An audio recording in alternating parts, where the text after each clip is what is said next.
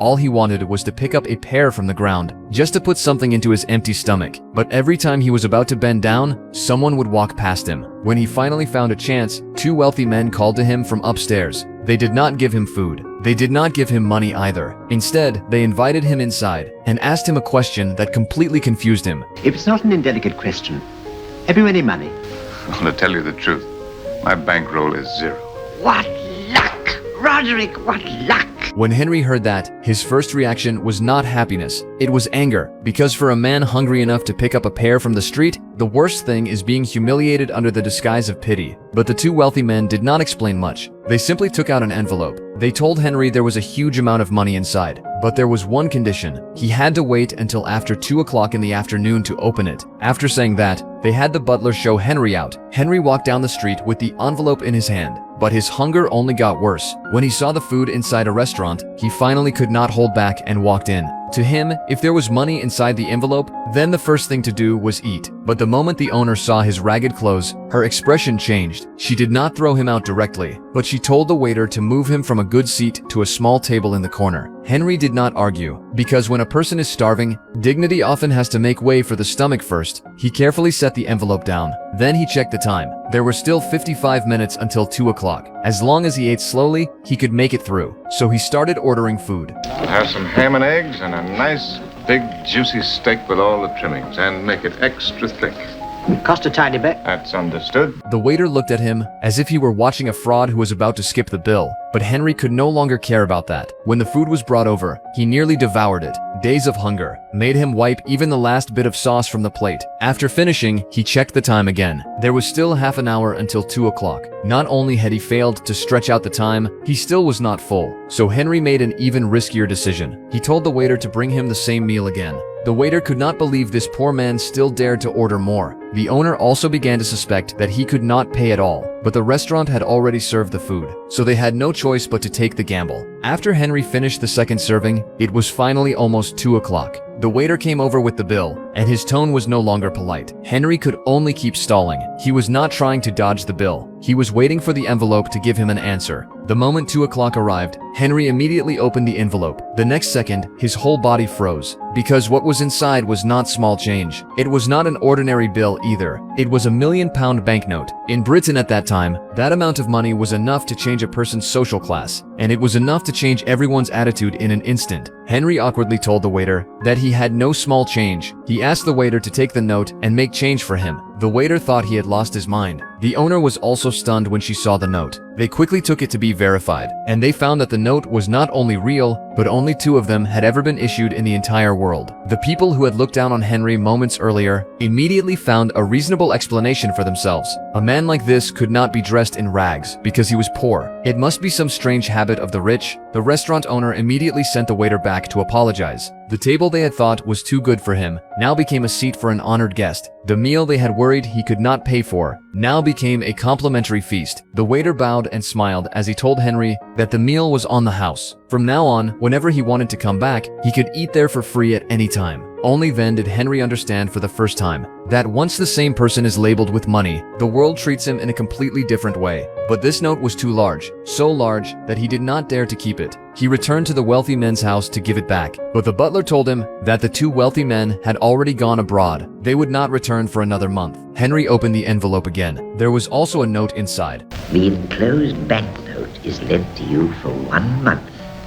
If you return it intact at the end of that time, you shall have any job that it is within our power to give you. It may interest you to know that we have a bet on you.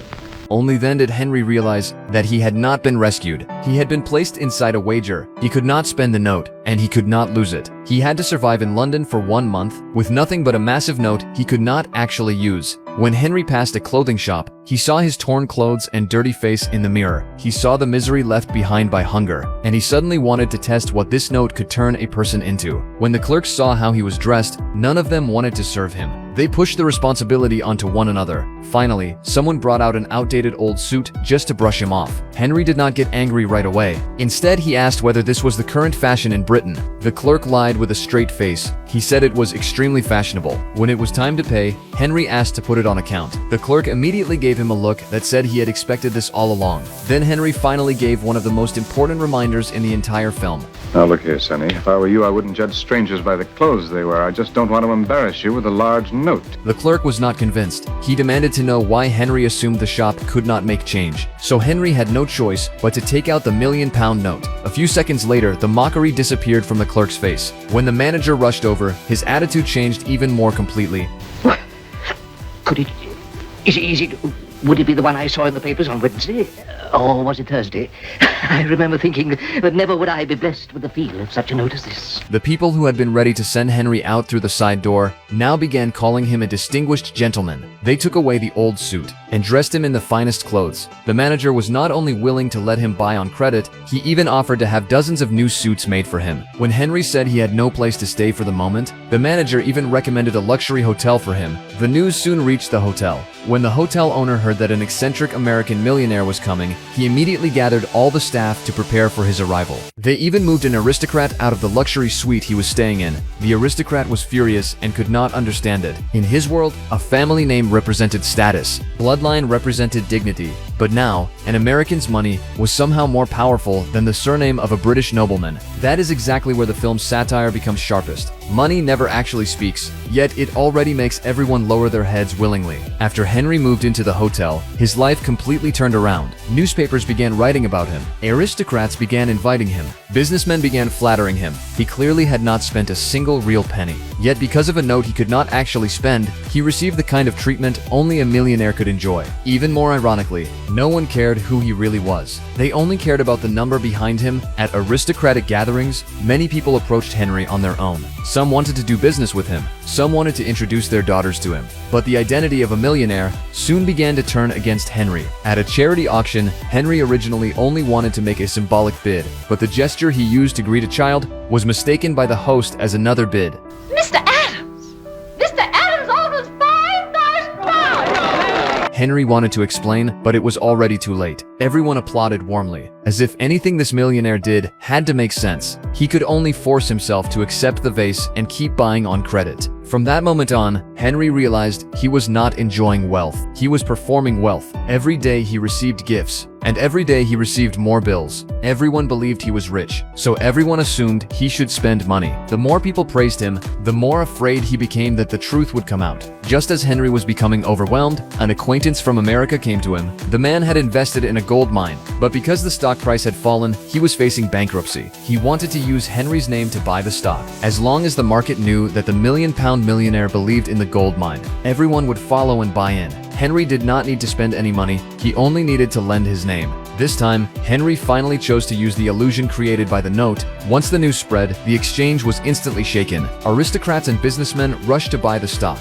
The gold mine stock rose quickly, and Henry earned £20,000 because of it. But he was not truly happy, because he understood more and more clearly that everything he had gained was not because of his ability. It was because other people believed he had money. A bigger crisis soon arrived. The aristocrat who had been forced out of the suite still held a grudge. He secretly had someone hide Henry's note. Then he spread rumors everywhere that Henry was not a millionaire at all. He was just an American fraud. When reporters demanded that Henry show the note to prove himself, he truly could not find it. Overnight, London changed its face again. The people who had praised him yesterday now all became victims today. The hotel demanded payment. The clothing shop demanded its money back. Investors called him a liar, and those who had bought the stock because of his name began selling it off in a panic. Henry went from millionaire back to penniless nobody. In the time it took one rumor to spread, this is the cruelest part. People had never truly believed in Henry. They only believed in that piece of paper. When the note disappeared, his dignity, credit, and respectability disappeared with it. The hotel lobby filled with people demanding payment. Some insulted him, some threatened to sue him, some even rushed forward to attack him. Seeing that the situation was getting out of control, the aristocrat who had hidden the note finally became frightened. He admitted that he only wanted to play a prank. He never expected it to cause such chaos. Where was it? Under your carpet, my instruction. Why on earth would you do a thing like that? I don't like Yankees. I don't like what you do with your money. But the things we do for it are a dash sight worse. You're entitled to throw down the glove.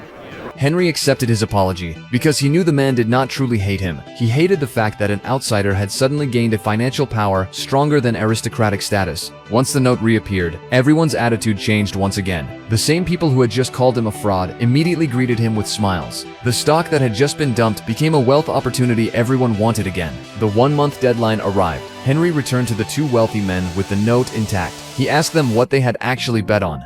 Well, you see, I maintain that such is people's attitude to the symbol of wealth, that by just having that little scrap of paper in your possession, without ever cashing it, you could have everything you wanted. Whereas I maintain that as you were denied the right to cash it, it would be quite useless to you. But I only have to look at you, Mr. Adams, to realize I was mistaken. In the end, Henry returned the £1,000,000. But he did not return to where he started. He had earned £20,000 from the gold mine stock, and he had found love as well. More importantly, he had seen with his own eyes how a society could be controlled by the symbol of money. On the surface, the £1,000,000 note is an absurd comedy, but its sharpest point is that it turns an unspendable note into a mirror. It reflects the flattery of businessmen, the vanity of aristocrats, and the herd mentality of ordinary people. Henry never truly possessed £1,000,000, but he experienced the power that £1,000,000 could bring. That is exactly what makes the film so ironic. Many times, society does not respect a person's character. It respects how much money he appears to be worth. When people believe you are rich, even your silence can be seen as mysterious depth.